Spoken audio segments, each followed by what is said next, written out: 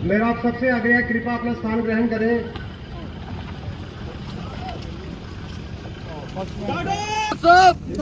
Doctor Jitendra Singh ji सब लोगों की बेटी है, कृपया अपना स्थान ग्रहण करें। डॉक्टर साहब ठीक हो? ठीक है, आइए।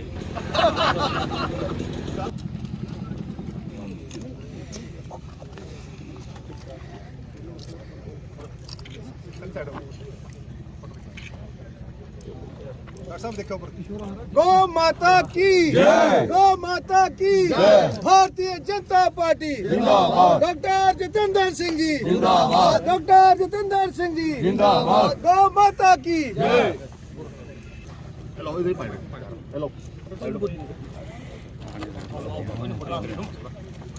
अभिनंदन जी कलो कलो कलो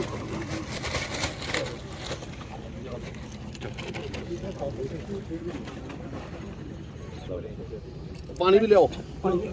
एक मिनट ले आओ पानी। एक मिनट नीचे करो।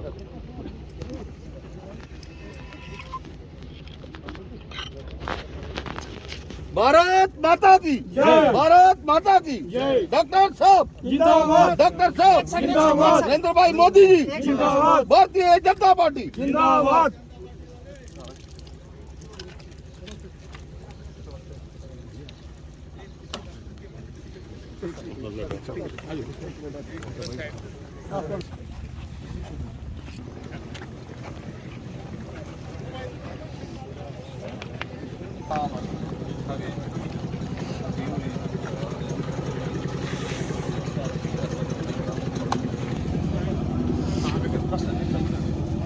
सन्नी एम्बुलेंस के साथ ही से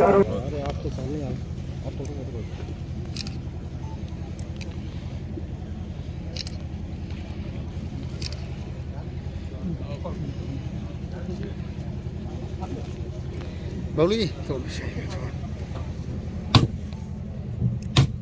भारत माता की जय, गौ माता की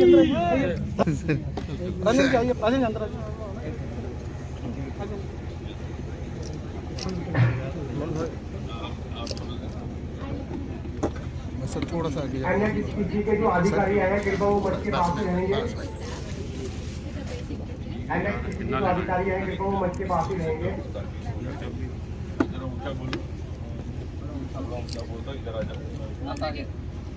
सर वो दिखेगा नहीं ना, अब हाँ बैठ जाओ, अब सब ठीक।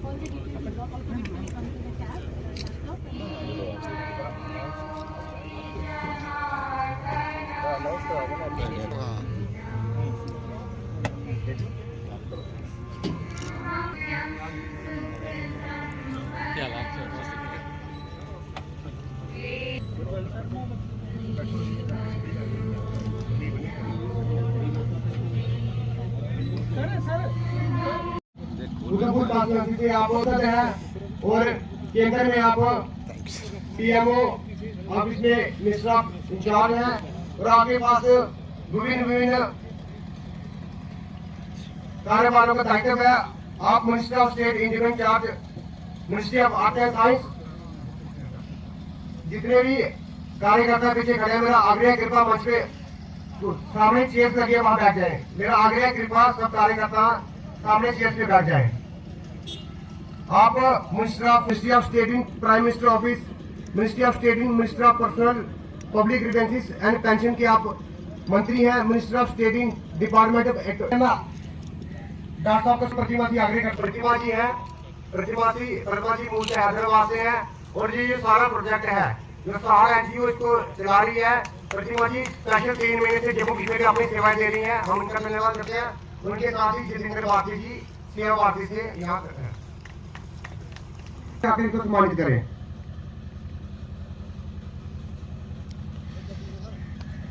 इसके अब मनोज जी परसोत्तम जी तैयार हैं।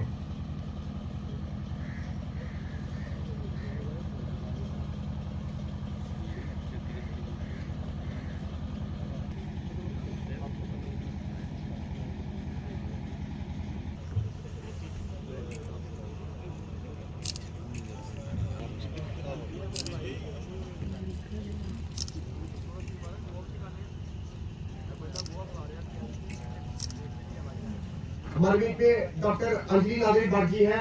आप principal government medical college Kathua के प्रिंसिपल हैं। मैं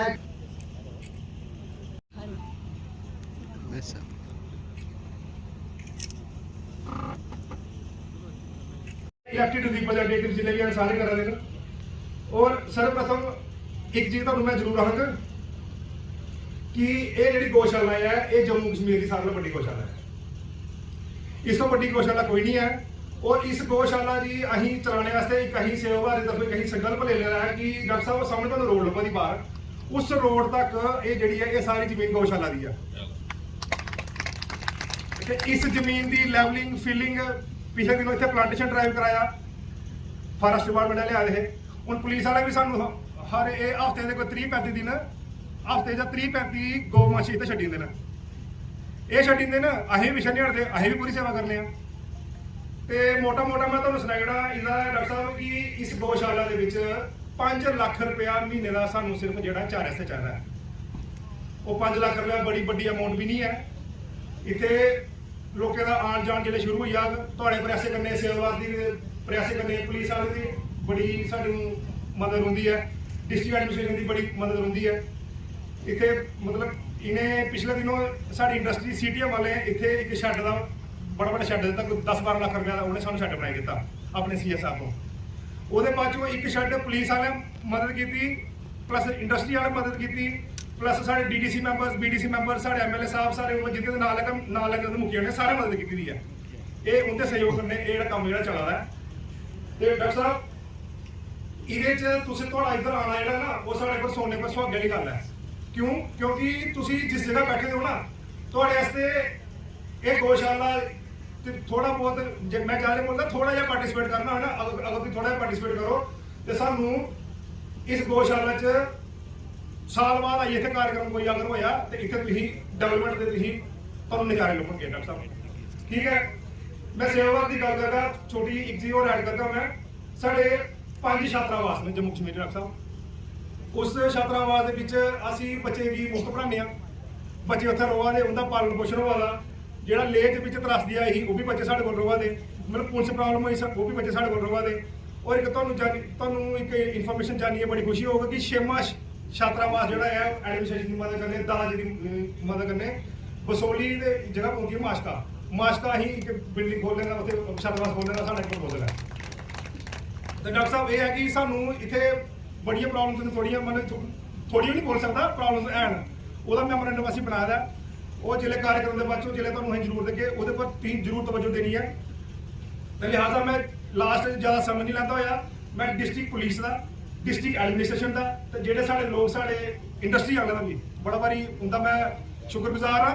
प्लस सेवा भारती का कि जी ये गौशाला इहदा नाम है गोदाम कीड़िया कटियाल कठुआ संचालित बाय सेवा भारती जम्मू कश्मीर। तो तुस आए हो NHPC वाले भी आए देना, GMC अपने मैडम होर आए दे, इतने एनिमल हस्बेंडरी वाले भी आए देना। डॉक्टर साहब एक तुहाडे सामने गल हो रही है कि इस गौशाला की इस जिहड़ा प्रीमिसिस है ये गौवंश की असीं चलाना है। ये जी जिन्ने जिन्ने आदि आएंगे उन्ने उन्ने हिरते जाने का। तो बाकी CSR कोई होया तुहाडे तरफा कोई फंड्स वगैरह जी होणगे वो असीं लैण वास्ते तुहाडे कोलों जरूर असीं आग्रह करगे। उससे आग्रह करता हूँ, उससे पहले वो डॉक्टर को शाल पहनाकर उनका स्वागत करेंगे।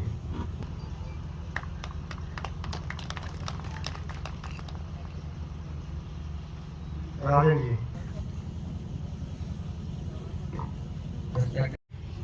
हमारे छोटे भाई और बड़े पुराने साथी लेकिन राहुल जी मेरे सामने बैठे हुए कठुआ लखनपुर सारे क्षेत्र के प्रमुख नागरिकगण, DDC चेयरमैन कर्नल महान सिंह जी, हीरानगर चेयरमैन एडवोकेट विजय जी, पूर्व मंत्री राजीव जसरोटिया जी, डिप्टी चेयरमैन रघुनंदन सिंह उर्फ बबलू जी, हमारे यहाँ के पार्टी के अध्यक्ष गोपाल जी, OBC कमीशन के चेयरमैन रह चुके यशपाल वर्मा जी, पूर्व विधायक कुलदीप जी, प्रेमा डोगरा जी,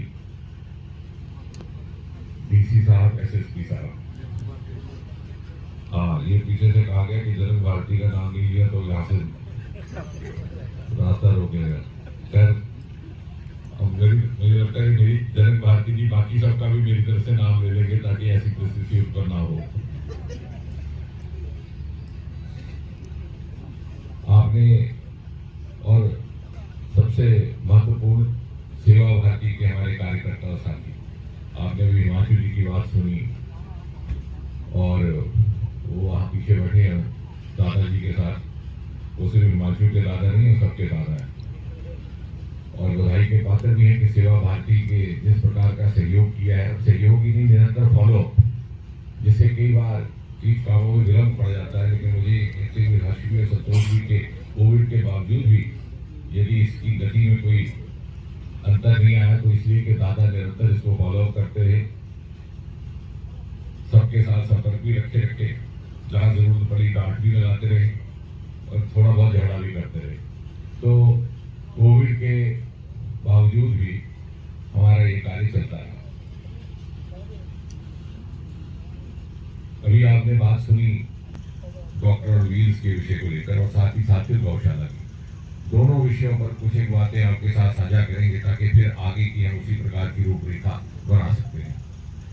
सबसे पहले तो मुझे प्रधानमंत्री श्री नरेंद्र मोदी जी का आभार प्रकट करना है कि जिन्होंने लाल किले के परिसर से स्वतंत्रता दिवस के संबोधन पर डिजिटल हेल्थ मिशन की बात की और सारे देश को जागृत किया कि इसका क्या महत्व है, क्योंकि भारत एक ऐसा देश है जहाँ पर स्वास्थ्य सेवाओं को बहुत अधिक महत्व नहीं दिया जाता और इसका कारण ये भी है कि समाज में भी इसको लेकर के कोई बहुत अधिक प्राथमिकता नहीं है।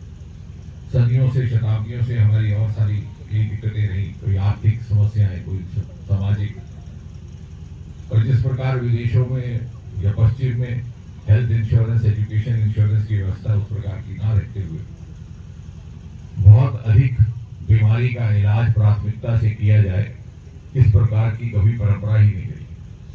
और प्रिवेंटिव मेडिसिन यानी रोकथाम, इसकी तो कभी कल्पना नहीं। प्रधानमंत्री मोदी जी ने जिस प्रकार से कोविड के दिनों में हमारा मार्गदर्शन किया और स्वयं दिन प्रतिदिन प्रत्येक राज्य से सूचना प्राप्त करते रहे, लगभग 22-25 बार उन्होंने मुख्यमंत्रियों के साथ बैठकें की, उसका परिणाम यह है कि सारे देश में और समाज में स्वास्थ्य को लेकर के एक नई किस्म की जागरूकता और जागृति प्राप्त। प्रेरणा से हमें ये पहल करने का विचार भी आया और साहस भी हुआ, ये डॉक्टर और व्हील्स नाम से। आने वाले समय में जिस प्रकार की स्वास्थ्य सेवाओं का स्वरूप रहेगा, उसका एक बहुत अच्छा रोल मॉडल प्रस्तुत किया गया है जम्मू कश्मीर में। मुझे लगता है कि देश में अपनी तरह का पहला है और आने वाले समय में बाकी प्रदेशों में भी इसका अनुसरण करने लायक होगा, ऐसा मेरा विश्वास है। इससे पहले डोडा में ये व्यवस्था की गई, लगभग 3 महीने वहां वो रहे, 150 से अधिक गांव में उनको घूमने का अवसर रहा और जैसे भी आपको बताएगा 3500 से लेकर 3600 मरीजों का उपचार हुआ और बड़े वैज्ञानिक ढंग से। ये बातें मैं इसलिए कह रहा हूँ कि अक्सर हमें लगता है कि साहब कोई गाड़ी चला रहा है, कोई इलाज कर रहा है, तो जो कर रहा है जिसका काम है, लेकिन ये नहीं समझ आता कि इसके पीछे कितना परिश्रम है, कितने साधन है, कितना कठोर निरंतरता के साथ प्रयास करके ये सुविधा स्थापित करने का एक सफल प्रयास हुआ है। सरकार की 100,000 रुपए की, लाखों के रुपए में, उसके लिए भी मैं धन्यवाद करता हूँ कि जिन जो हमारे लोग हमारे साथ संपर्क में आए, जहाँ से संग्रह हुआ 50-60 लाख रुपए इसमें लग गया हमारा। लेकिन इसका महत्व हमें समाज में इसलिए समझाना है कि एक मरीज को आप उसकी पूरी जांच लगभग 35-40 मिनट में कर लेते हैं और बेहतरीन लेबोरेटरीज और बेहतरीन स्पेशलिस्ट के द्वारा उसके टेस्ट किए जाते हैं। यदि यही आपने टेस्ट किसी कॉर्पोरेट अस्पताल में करवाने हो दिल्ली मुंबई में, तो कम से कम 25-30 हज़ार रुपये लग जाए। अगले ही 10-15 मिनट के भीतर ये आपका संपर्क कायम करते हैं जो भी कंसर्न स्पेशलिस्ट है, जो विशेषज्ञ है, जिसके ताल्लुक से आपकी बीमारी का संबंध है। हमें 4 अस्पताल हैं जिनके साथ इन्होंने संपर्क बनाया हुआ, उनमें से एक हैदराबाद में है, एक बेंगलुरु में, एक सूरत में, एक अहमदाबाद में। बेहतरीन से बेहतरीन स्पेशलिस्ट के साथ संपर्क करके अगले 15-20 मिनट में, यानी पूरे 1 घंटे के भीतर आपको मशवरा मिल जाता है, प्रिस्क्रिप्शन मिल जाती है, नुस्खा मिल जाता है। यदि एक भी ऐसे मरीज का इलाज उसी स्तर के अस्पताल में करवाना हो तो पहले तो आपको अपॉइंटमेंट की दुश्वारी रहेगी। जो हमें इस बात का अनुभव है कि लगभग प्रतिदिन 4-5 मरीज हमारे रहते हैं जिनको कभी ऑलरेडी इंस्टीट्यूट, कभी दूसरे अस्पतालों में हम अपॉइंटमेंट दिलाते हैं। उसके बाद जब हम प्राइवेट अस्पताल चले जाते हैं उसके लिए फिर से टेलीफोन आता है कि बिल में थोड़ा सा डिस्काउंट किया जाए, और बार बार संपर्क करने के बावजूद भी कई सप्ताह लग जाते हैं। यहाँ आपको 1 घंटे में वो सुविधा उपलब्ध हो रही है जो किसी मेट्रो अस्पताल में, कॉर्पोरेट अस्पताल में कई हजार रुपया खर्च करके भी चाहना हो। ये इसका लाभ है। हमने ये प्रयोग उधमपुर में किया था, लेकिन ये उससे ऊपर के स्तर का है। उधमपुर में हमने डिस्ट्रिक्ट अस्पताल में, प्रिंसिपल साहब बैठी हैं यहाँ पे, डिस्ट्रिक्ट अस्पताल का हमने संपर्क किया टेलीमेडिसिन के माध्यम से प्रत्येक पंचायत के साथ, और फिर डिस्ट्रिक्ट अस्पताल का भिन्न सुपर स्पेशलिस्ट के साथ, ताकि कहीं भी कोई मरीज बैठा हो वो उसके साथ संपर्क कर सके, उसका लाभ ले सके। अब ये एक तो सुविधा है, दूसरा आने वाले समय में किस प्रकार की व्यवस्था रहेगी उसको सीखने का भी एक अवसर है। पर आज है, जैसे भी आपको ये शक्कर जी बता रहे थे कि आप बाद में ऐप से भी कर सकते हैं। आने वाले समय में इसके अंदर और अधिक आर्टिफिशियल इंटेलिजेंस का उपयोग होने वाला है, और ये भी संभव हो सकता है कि बहुत अधिक हर बार डॉक्टर की आवश्यकता ना रही, आर्टिफिशियल इंटेलिजेंस का टूल ही आपका डायग्नोसिस दे दे और आप अगले स्तर पर चले जाएंगे। और इसके साथ, क्योंकि ये बहुत जल्द होने वाला है, इत्तेफाक से यही मेरे विभाग है, और साथ ही साथ आपको अपना आइडेंटिटी दर्ज ना करवानी पड़े। जैसे शंकर कह रहे थे कि आइडेंटिटी दर्ज बना करके आप फिर से आ सकते हो। आपका चेहरा ही आइडेंटिटी कहा जाता है, और उसकी खूबी ये है कि उम्र बढ़ने के साथ साथ हाथ की लकीरों में फर्क आ जाता है, तो फिंगरप्रिंट्स भी बहुत ज्यादा रिलायबल नहीं रहते, लेकिन फेस टेक्नोलॉजी हमेशा कायम रहती है। उसमें आंखों का भी स्वरूप है, चेहरे का भी, ये और ज्यादा सरल होने वाला है। और तीसरा, जैसा हम ये कह रहे थे कि अपनी पसंद का डॉक्टर या अपनी प्राथमिकता के डॉक्टर के पास आप पेशेंट को रेफर कर सकते हैं। मैं उस दिन एम्स में उनको बता रहा था कि अब नया युग आने वाला है। पहले हम डॉक्टर के पास रेफर करते थे, अब डॉक्टर को पेशेंट के पास रेफर करते हैं, क्योंकि इसी का अगला स्तर रहेगा रोबोटिक मेडिसिन। वो भी प्रारंभ हो चुकी है, उसको हम बहुत ज्यादा इस्तेमाल इसलिए नहीं कर रहे।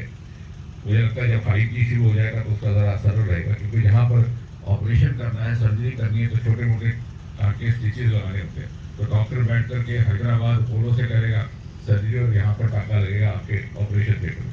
लेकिन अगर मिनी सेकेंड का भी फर्क पड़ जाए तो आगे पीछे हो जाता है। इसलिए जबकि विदेशों में वो शुरू हो जाए, लेकिन हमारे पास उस प्रकार की सर्जरी करने वाले डॉक्टर अब उपलब्ध होने लगे हैं। तो कहने का तात्पर्य कि एक समय आने वाला है, इस मोबाइल वैन को भी गांव-गांव नहीं घूमना पड़ेगा, आप कहीं भी होंगे आप इसके साथ संपर्क कर सकते हैं। हमने RTI की ऐसा की थी, क्योंकि 7-8 विभाग मेरे पास RTI का है। पहले जमाने में आपको RTI जमा कराने 10 और 4 के बीच में जाना पड़ता। हमने ऐप दे दी, मैंने कहा भाई बहुत सारे लोगों को ज्ञान वृद्धि रात के 12 बजे के बाद होती है, तो रात को उनके भी RTI डाल दो, और निःशुल्क। ये सुविधा बहुत जल्दी अगले लेवल पर जाने वाली है, इसलिए हमारे लिए एक तरह से ये सीखने का भी प्रयास है। और मुझे इस बात की प्रसन्नता है, हमने इसको डोडा से इसलिए प्रारंभ किया था कि वो दूर दराज का क्षेत्र था, ऐसे ऐसे गाँव थे जहाँ लोगों ने डॉक्टर का कभी चेहरा तक नहीं देखा था, उनके पास इस प्रकार की सुविधा पहुंची, तो उनके लिए एक बहुत बड़ा करिश्मा था ये। और उसके बाद हमने ये निर्णय लिया था कि हम कठुआ जाएंगे, क्योंकि ये हमारा कोर एरिया है। लेकिन साथ ही साथ हमें इस बात का भी गर्व है कि कठुआ और इस क्षेत्र के माध्यम से सारे देश के लिए प्रधानमंत्री मोदी जी ने जो हमें डिजिटल हेल्थ का आह्वान दिया, उसका एक हम रोल मॉडल आज इस प्रयोग के माध्यम से प्रस्तुत करने जा रहे हैं। अब बात आई प्रयोग गौशाला की। गौशाला को लेकर के मैं पहले भी आया था यहाँ जब ये प्रारंभ हुई थी, और उन्होंने बताया कि अब इतने सारे के पास पशु एकत्र हो चुके हैं, और इन्होंने ये बताया कि लगभग 5 लाख रुपए की राशि सरकार रहती है। हम तो करेंगे ही, पहले भी कर रहे थे, उसके लिए एमपी के साधनों का भी उपयोग होगा, जैसे इस कैंप में हो रहा है, कटी लैंड का भी होगा, आगे पीछे से भी व्यवस्था करेंगे। लेकिन व्यवस्थाएं हमारे पास बहुत सी हैं जिनकी हमें जानकारी नहीं है। मेरे ही पास है बायोटेक्नोलॉजी का विभाग। अगर आप इस गौशाला के कार्य को स्टार्टअप्स के साथ जोड़ दें तो नौजवानों को रोजगार का साधन मिलेगा, उनको धरना प्रदर्शन में बैठने के बजाय यहाँ से ही कमाई मिल जाएगी और आपका भी खर्चा चलेगा। और ये मैं बात कोई बड़ी काल्पनिक नहीं कह रहा, ये हमारा प्रयोग सफलतापूर्वक हुआ है। यहीं पर राइस वैली के पास कुछ एक बच्चों ने ग्रुप बनाया स्टार्टअप, क्योंकि ये नए सेक्टर है स्टार्टअप के, डेयरी स्टार्टअप, एग्रीकल्चर स्टार्टअप। उनके पास आज कोई 22 गायें हैं। मैं कोई 3 महीने पहले वहां होकर के आया, धीरे धीरे उन्होंने शुरू किया। सारी व्यवस्था हमने उनको स्थापित कर दी कि किस तरह से उच्च श्रेणी के दूध का उत्पादन हो, उसके लिए क्या दवाई है, क्या खुराक है, वो हमने की कि एक वैज्ञानिक को मनोनीत किया। हम वही व्यवस्था यहाँ भी कर सकते हैं, और आज ही मैं उसकी चर्चा भी कर दूंगा। दादाजी सुन रहे हैं, मोबाइल छोड़ के तो सुनो मेरी बात, कोई बाद में काटोगे। इसे दादा का परिचय किया तो मैंने कहा जब श्यामा प्रसाद मुखर्जी आए थे तो जाते जाते दादा को यहाँ छोड़ गए, और हमें गर्व है कि जन्मभूमि बंगाल और कर्मभूमि और ये प्रेरणा स्रोत रहे हमारे। तो आज ही इस बात की चर्चा भी कर लेंगे। उन बच्चों को दूध उत्तम श्रेणी का हो, उसकी भी टेक्नोलॉजी उपलब्ध करवाई गई है। प्रोजेनी अगली पीढ़ी के पशु कैसे रहें, उसके लिए भी दवाई दी गई है। और आपको हैरत होगी कि 2 बालक ऐसे हैं वहां पे जो बीटेक करते थे, करे हुए बंगलौर में नौकरी करते, छोड़ करके आए, और उनको देख करके तीसरा एक और युवा था, वो MBA करके वो भी बंगलौर में नौकरी करता था। लेकिन चूंकि वो इसी क्षेत्र के रहने वाले थे, जम्मू विजयपुर के, तो एक दूसरे के साथ उनका संपर्क, तो वो देखकर वो भी आ गया। तो हमने उससे पूछा कि अब तुम क्या करोगे? बोले साहब मेरे पास भी हुनर है, मैं मार्केटिंग करूंगा। तो वो जो दूध वहां से उत्पादित होता है उसको बड़ी खूबसूरत बोतलों में बॉटलिंग करके उसका उसने कोई नाम भी रख लिया, वो मिल्क या कुछ इस तरह का, और बांटना शुरू कर दिया। तो मैं ये कह रहा था कि अगर हम ये करें तो सेवा भारती की ओर से एक तरह की एक और सेवा का कार्य होगा,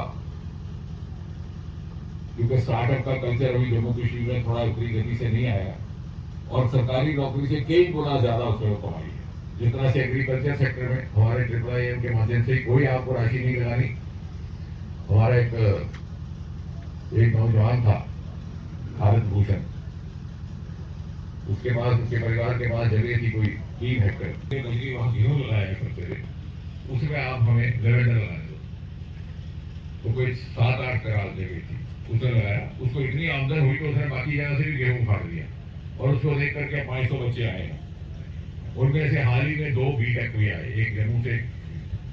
तो ये हमारा जो गौशाला की यहाँ व्यवस्था है, ये स्टार्टअप का एक बहुत बड़ा रिसोर्स पूल है। हम इस बात को समझें, तो इसके लिए हम प्रशासन से भी बात करेंगे। DC साहब को भी मैं इनका संपर्क करवा दूंगा, बायोटेक्नोलॉजी विभाग से दिल्ली में भी, और यहाँ पर जो हमारे 2 इंस्टीट्यूट हैं, IIIM, हालांकि वो ज्यादा एरोमा के साथ डील करता है, लेकिन बायोटेक्नोलॉजी उनके माध्यम से हम रूट आउट करते हैं, और स्वास्थ्य की भी हम इसमें सहयोग लेते हैं। आपको 5 लाख रुपए की दुहाई ना देनी पड़े, बल्कि 5 लाख आप कोरोना के लिए जमा करा देंगे। इसलिए मेरा ये कहने का तात्पर्य है कि हमने कोशिश की है कि कठुआ से बहुत से ऐसे नए प्रयोग प्रारंभ किए जाए जिनका बाकी देश में भी उल्लेख हो।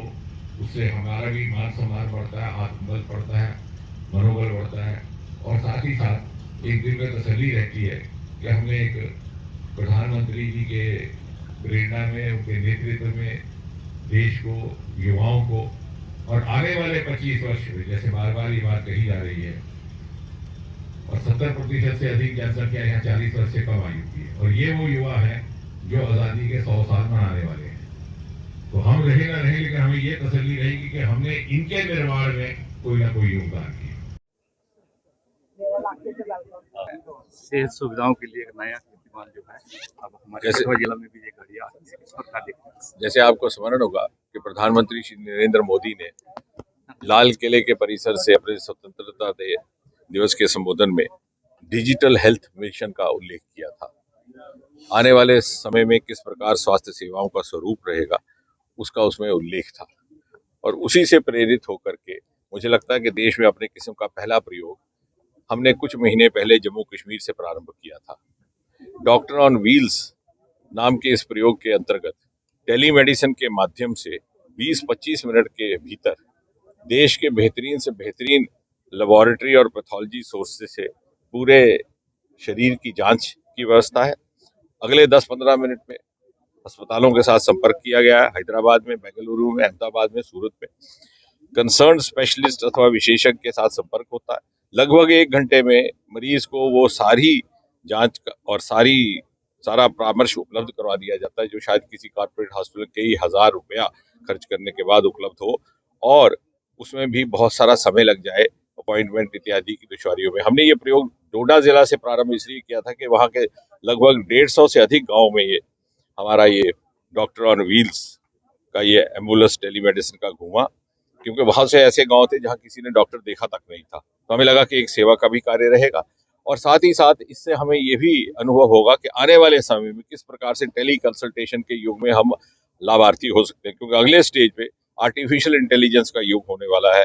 जैसे मैं कहा करता था कि पहले कहते थे कि डॉक्टर को रेफर करना पेशेंट, अब डॉक्टर पेशेंट को रेफर होगा, कि रोबोटिक मेडिसिन भी शुरू हो चुकी है। मुझे लगता है जैसे जैसे 5G और ज़्यादा हमारी इंटरनेट की सुविधाएं सुचारू होगी, हमारे पास विशेषज्ञ पहले से ही उपलब्ध हैं।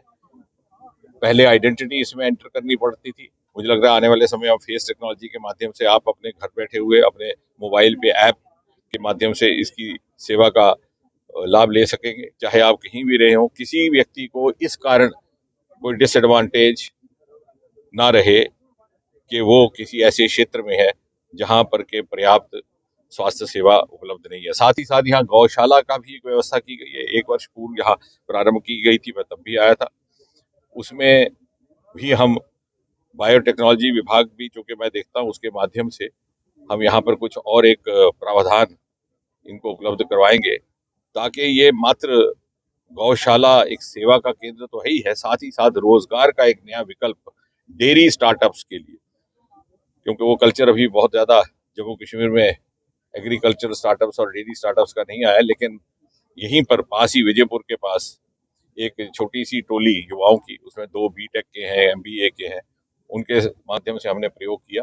वो उससे अपनी अब नौकरियां छोड़ करके आ गए, इतना उनको इसमें लाभ मिला। तो एक lucrative alternative source of livelihood Kathua से ही उसका भी आगाज हो, उसकी भी शुरुआत हो, ये हमारा प्रयास रहेगा। डिलिमिटेशन वोट देखा कितना बड़ा इंसाफ जो है जम्मू के लोगों को मिला, क्या ऐसा है कि डिलिमिटेशन की ये प्राथमिक रिपोर्ट है, अभी ये अलग कई चरणों से गुजरनी है। 14 तारीख तक एसोसिएट मेंबर्स अर्थात जो सांसद इसके सदस्य हैं, उनको समय दिया गया है कि वो अपनी इनपुट्स दें। हम अपने अपने क्षेत्र से अपने अपने कार्यकर्ताओं की ओर से जो भी इनपुट्स प्राप्त हो रही हैं, एक अपने राजनीतिक दल की टोली बना करके उनको सौंप रहे हैं, और वो एक दस्तावेज तैयार करें, जो हम 14 तारीख को डिलिमिटेशन कमीशन, उनका कार्यालय है होटल अशोका दिल्ली में, वहाँ जमा कराएंगे। उसके उपरांत वो पब्लिक डोमेन में लाएंगे, जबकि कोई भी व्यक्ति अपनी अपनी इनपुट उनको उपलब्ध करवा सकता है। तो मुझे लगता है कि इसकी अभी फाइनल रिपोर्ट आने तक हमें प्रतीक्षा करनी होगी। सर उसकी अभी ड्राफ्ट रिपोर्ट ही आई है, तो कश्मीर वाले तो चुप हैं, लेकिन जम्मू वाले बहुत चिल्ला रहे हैं। निश्चय ही सभी कार्यकर्ताओं या सार्वजनिक जीवन में या राजनीतिक महत्वाकांक्षा रखने वालों की अपनी अपनी अपेक्षा रहती है। कहीं कहीं ऐसा होता है कि किसी ने कोई एक चुनावी हल्का नर्स किया होता है 5 साल तक, और चुनाव आते जब उसकी थोड़ी सी उसकी सीमा रेखाएं बदल जाएं तो उस प्रकार से समझौता करना कठिन रहता है। परंतु डिलिमिटेशन कमीशन की अपनी मजबूरियां, उनके कुछ मापदंड निर्धारित है, उन्होंने उसी के अनुसार चलना है। जिला को लेकर के भी कुछ पैरामीटर्स हैं, परंतु हम अपनी तरफ से जो भी जिस हल्के से इनपुट्स आएंगी उस पर आधारित एक दस्तावेज तैयार करके सोमवार को उनको प्रस्तुत करते हैं। सर, कश्मीर में मिलिटेंसी अंतिम चरण में जा रही है। आज भी कुपवाड़ा में एनकाउंटर चल रहा है, हमारे एक जवान भी शहीद हुए हैं। क्या देखते हैं? वास्तविकता ये है कि चूंकि militants are on the run, तो जो उन्हें सॉफ्ट टारगेट मिलता है उसको वो हिट करने की कोशिश करते हैं ताकि मीडिया में वो जीवित रहे। परंतु वो जैसा आपने कहा, ये अंतिम अध्याय है, अंतिम चरण का आतंक है कश्मीर घाटी में। अभी लेटेस्ट टेक्नोलॉजी जो कश्मीर से बने हुए जो हथियार हैं वो बरामद हो रहे हैं, जो भी चाइना से बने हुए हैं, जो सब। लेकिन साथ ही साथ भारत की सेना और भारतीय अर्धसेना बलों में इतनी क्षमता है